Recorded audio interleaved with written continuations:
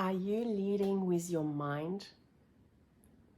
If so, your mind is not enough. The mind is a brilliant system, don't get me wrong, but it's your software. That's it.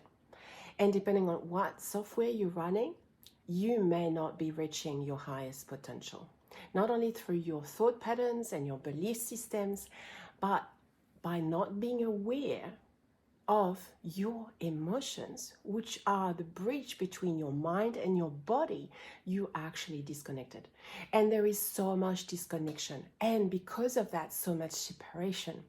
You know, there's a lot of battles, a lot of politics, a lot of agendas in the corporate world, and especially at the highest level, which is why I help leaders to do better in that space. And it's been really interesting of late to see on LinkedIn a few voices that are actually talking about the elephant in the room that nobody have been actually talking about before, which is how much toxicity is running in the corporate world. And that toxicity is the link to the increase in well-being issues in workplaces. Because don't get me wrong, people have stuff, people have issues. We know that. But if they're not aware, they're just bringing it and then they're acting in a way that is not serving their role, not serving their team, not serving the organization, not serving the purpose, and let alone their performance and results are average. And they may think, oh yeah, no, I've got great performance.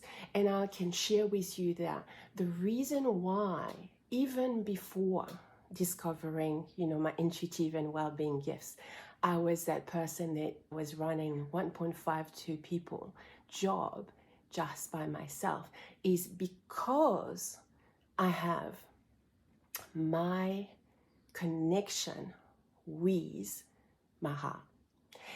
The heart gives me the access to my hardware. And my hardware obviously is connected to my mind, to my software.